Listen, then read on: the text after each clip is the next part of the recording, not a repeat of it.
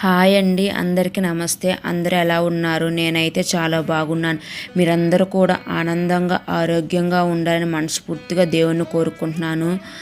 ఈరోజైతే ఒక మంచి వీడియోతో మీ ముందుకు వచ్చేసానండి. అదే అండి, ఉగాదికి ముందు వచ్చే అమావాస్య. ఈ అమావాస్య పూజ ఎలా చేయాలి, అమావాస్య రోజు ఎలా పూజ చేస్తే అమ్మవారి అనుగ్రహం లభిస్తుంది, అలాగే మనం అమ్మవారిని ప్రతి శుక్రవారం రోజు ఎలా అయితే పూజ చేస్తామో అదేవిధంగా అమ్మవారి కటాక్షం కోసం ఇలా పూజ చేసుకోవాలి. అంతేకాకుండా అమావాస్య రోజుల్లో కానీ పౌర్ణమి రోజుల్లో కానీ అమ్మవారికి పూజ చేస్తే అమ్మవారి అనుగ్రహం పొందవచ్చు. అలాగా ఇలా పూజ చేసుకోవటం వలన అమ్మవారి మన ఇంట్లోనే తిష్ట వేసుకొని కూర్చుంటుంది. అలాగే ఏప్రిల్ 8వ తేదీ కొత్త అమావాస్య, అలాగే ఏప్రిల్ 9వ తేదీ మంగళవారం రోజు ఉగాది. అలాగే ఈ 2 రోజుల్లో అమ్మవారిని ఏ విధంగా కొలవాలి, కొత్త అమావాస్య రోజు ఏ సమయంలో పూజ చేసుకోవాలి, అలానే ఈరోజు గ్రహణం ఉందా లేదా, గ్రహణం ఉంటే ఎలాంటి నియమాలు పాటించాలి, అలాగే ఉగాది రోజు చేయవలసిన కొన్ని ముఖ్యమైన పనులు, అలానే పూజా విధానం ఈరోజు మీకు నేను ఈ వీడియోలో క్లియర్గా చూపించబోతున్నాను. ముందుగా ఏప్రిల్ 8వ తేదీన సూర్యగ్రహణం ఉందా లేదా అనేది అడుగుతున్నారండి. ఏప్రిల్ 8వ తేదీన సోమవారం రోజు సూర్యగ్రహణం లేదు అండి. ఇండియాలో అయితే లేదు. గర్భిణీ స్త్రీలు అయితే టెన్షన్ పడాల్సిన పని లేదు, ఎలాంటి నియమాలు పాటించాల్సిన అవసరం లేదండి. అలానే కొత్త సంవత్సరం వస్తున్న ముందు రోజు అమావాస్యకి అందరూ కూడా మీ ఊరిలో ఉన్న గ్రామ దేవతలను గుడికి వెళ్ళి పూజ చేసి రావాలండి ఈ అమావాస్యకి అయితే. ఆ తర్వాత మన ఇంట్లో అమావాస్య పూజ చేసుకోవాలి. అమావాస్య రోజు ఉదయం గ్రామదేవతకు పూజ చేసి సాయంత్రం సమయంలో అమావాస్య లక్ష్మీ పూజ చేయవచ్చు. గ్రామదేవతలకు వీలైతే పసుపు కుంకుమలను మరియు గాజులు, పళ్ళు, పూలు, అలాగే చీర జాకెట్ను పెట్టినట్టయితే అమ్మవారి అనుగ్రహం తప్పకుండా లభిస్తుంది. ఆ తల్లి అనుగ్రహం మనకి ఎల్లప్పుడూ ఉండాలని మనస్ఫూర్తిగా కోరుకుంటున్నాను. ఎప్పుడూ కూడా మన గ్రామ దేవతలను మర్చిపోకూడదండి.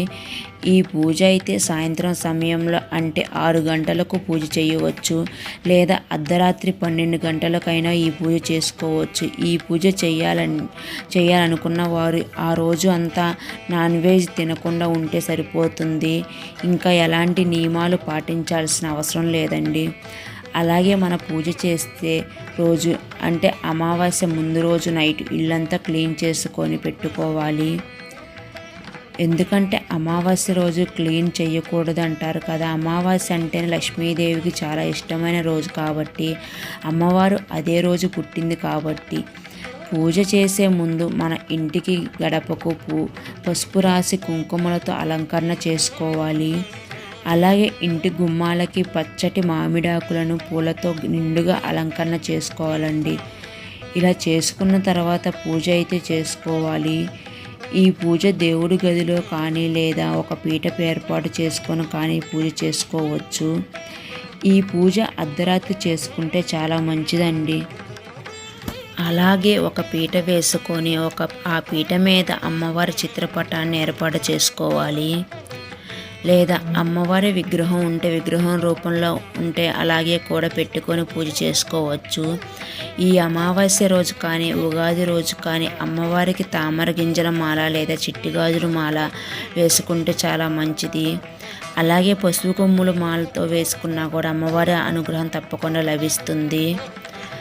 అలానే అమ్మవారి ఆశీస్సులతో పాటు ఈ కొత్త సంవత్సరం అంతా కూడా మనకు బాగుంటుంది. అలానే గ్రామదేవతకి పూజ చేసుకోవాలంటే ఇంట్లో చేసుకోవచ్చు.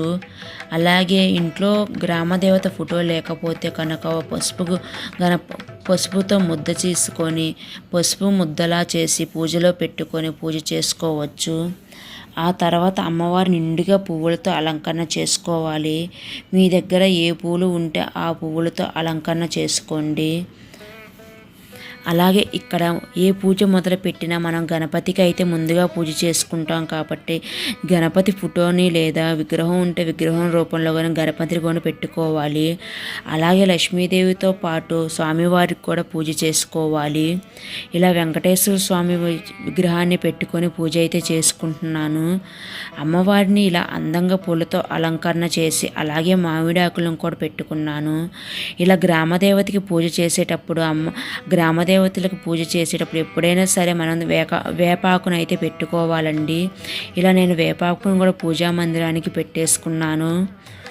ఆ తర్వాత దీపారాధన చేసుకోవటానికి దీపారాధన కొందరు గంధం కుంకుమ బొట్లను పెట్టుకుని అలంకరణ చేసుకొని ఆవు నెయ్యి వేసుకొని ఒత్తులు వేసుకొని సిద్ధం చేసుకున్నాను. ఏ పూజ చేసినా కూడా ముందు గణపతికి మనం పూజ చేసుకోవాలి. అలానే మనం ఏ పూజ చేసే ముందైనా సరే గణపతిని పూజ చేయాలి కాబట్టి ఆ గణపతికి దీప నైవేద్యాన్ని సమర్పించాలి. ఆ తర్వాత దీపారాధన చేసుకోవాలి. ఈ దీపారాధన చేసుకోవడానికి అగరబత్తులతో కానీ ఏకహారతితో కానీ దీపారాధన చేసుకోవాలి. ఇలా అమ్మవారికి పుష్పాలతో అలంకరణ చేసుకోవాలి.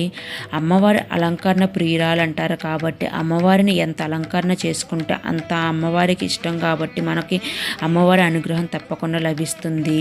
నా దగ్గర ఉన్న మందారాలతో మాత్రమే నేను ఇలా అలంకరణ చేసుకుంటున్నాను. ఇలా స్వామివారికి కూడా ఇలా పుష్పాలతో అలంకరణ చేసుకుంటున్నారు. ఉగాది రోజు అయితే లక్ష్మీ అమ్మవారికి అలాగే వెంకటేశ్వర స్వామికి ఇలా పూజ చేసుకుంటే చాలా మంచిది. లక్ష్మీదేవి అమ్మవారికి సువాసన పరిమళమైన మల్లెపూలతో అయితే అమ్మవారికి సమర్పించుకున్నాను. ఆ తర్వాత ఇలా అందంగా అలంకరణ చేసుకుంటున్నాను పుష్పాలతోటి. ఈ ఉగాదికి ముందు వచ్చే అమావాస్య రోజు ఇలా పూజ చేయటం వల్ల అమ్మవారి అనుగ్రహం తప్పకుండా లభిస్తుంది.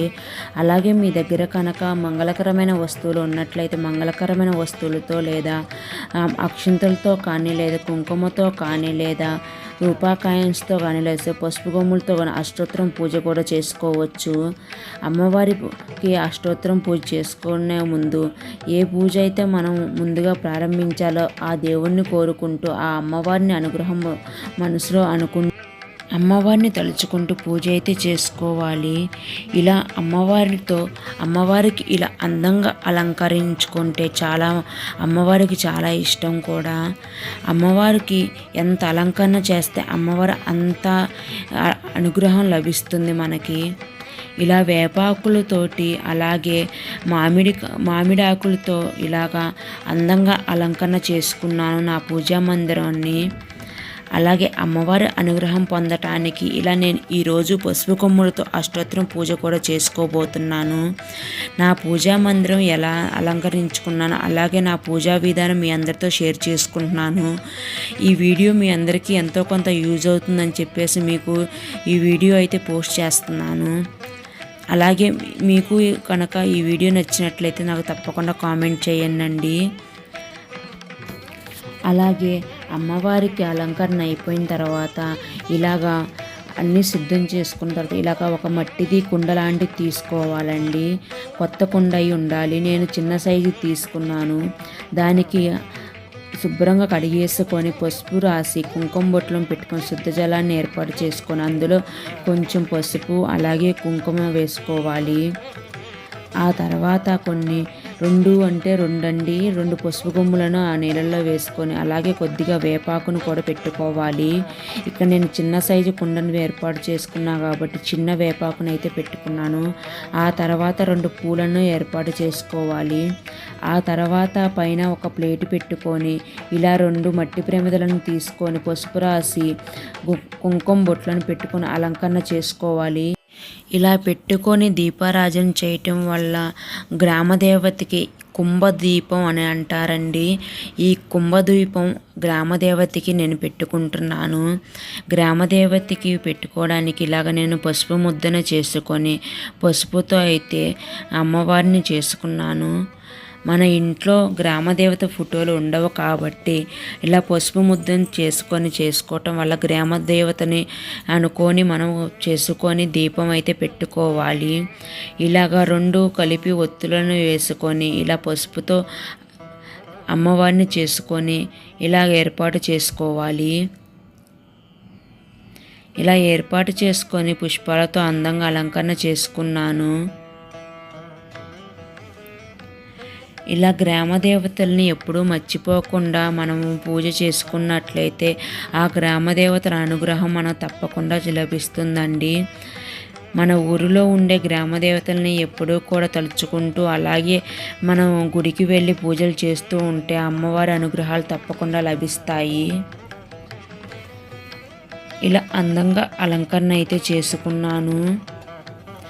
ఆ తర్వాత అగరబత్తులతో కానీ లేదా ఏకహారతితో కానీ ఇలా దీపారాధన అయితే మనం చేసుకోవాలి. ఈ అమావాస్య రోజు లక్ష్మీ పూజ అలాగే ఉగాదికి ముందు వచ్చింది కాబట్టి ఆ తర్వాత ఉగాది రోజు కూడా వెంకటేశ్వర స్వామికి లక్ష్మీదేవికి పూజ చేసుకుంటాము.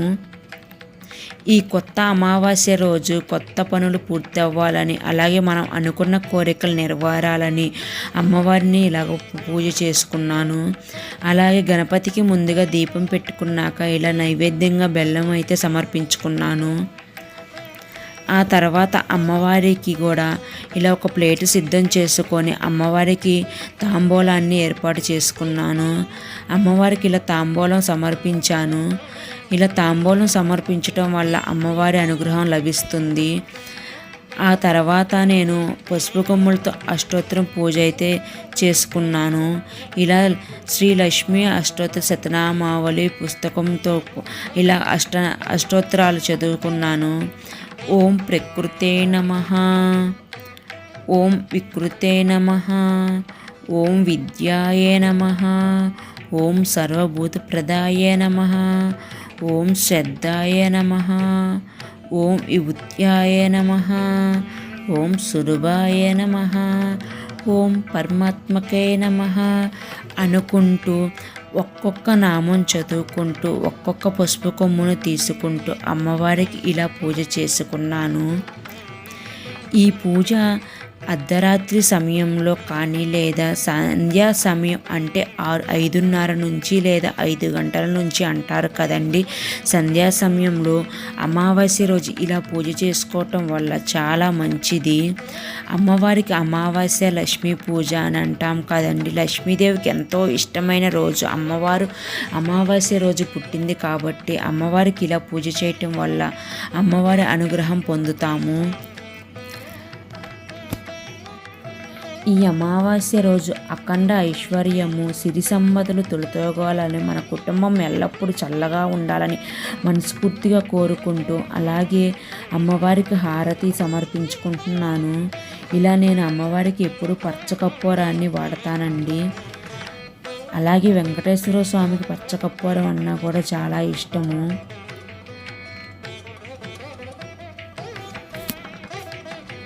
ఈ పూజ చేసేటప్పుడు మనసులో ఎలాంటి ఆలోచన రాకుండా అలాగే మనసు ప్రశాంతంగా ఉంచుకొని పూజ చేసుకుంటే ఆ పూజకి అంత ఫలితం లభిస్తుంది. అఖండ ఐశ్వర్యం కోసం కొత్త అమావాస్య రోజు ఇలా పూజ చేయటం వల్ల అష్టైశ్వర్యాలు సిరి సంపదలు కలుగుతాయి. అలాగే అమ్మవారికి ఇలా ధూపదీప నైవేద్యాన్ని సమర్పించుకున్నాను. అమ్మవారి అనుగ్రహం ఎల్లప్పుడూ మనకు కలగాలని ఈ కొత్త అమావాస్య రోజు కొత్త సంవత్సరం రోజు ఇలా పూజ చేసుకోవటం వల్ల అంతా మంచి జరుగుతుంది. అలాగే నేను ఇలా పూజ చేసుకొని మీ అందరితో షేర్ చేసుకున్నాను. నా పూజా విధానం మీ అందరికీ ఎలా అనిపించిందో, నా అలంకరణ ఎలా అనిపించిందో, నా పూజా మందిరం ఎలా అలంకరణ చేసుకున్నానో, అలాగే ఈ కొత్త ఉగాదికి కొత్త సంవత్సరం రోజు అమ్మవారికి ఇలా పూజ ఎలా చేశానో మీ అందరితో షేర్ చేసుకున్నాను. మీకు ఎలా అనిపించిందో తప్పకుండా నాకు ఒక కామెంట్ సెక్షన్లో కామెంట్ చేయండి. అలాగే మన ఛానల్ను ఎవరైనా కొత్తగా చూసినట్లయితే ప్లీజ్ సబ్స్క్రైబ్ చేసుకోండి. అలాగే లైక్ చేయండి, షేర్ చేయండి. అలాగే మరిన్ని వీడియోల కోసం మన ఛానల్ సబ్స్క్రైబ్ చేయాలి. మరొక వీడియోతో మీ ముందుకు వచ్చాను. థ్యాంక్ యూ ఫర్ వాచింగ్ అండి. బాయ్.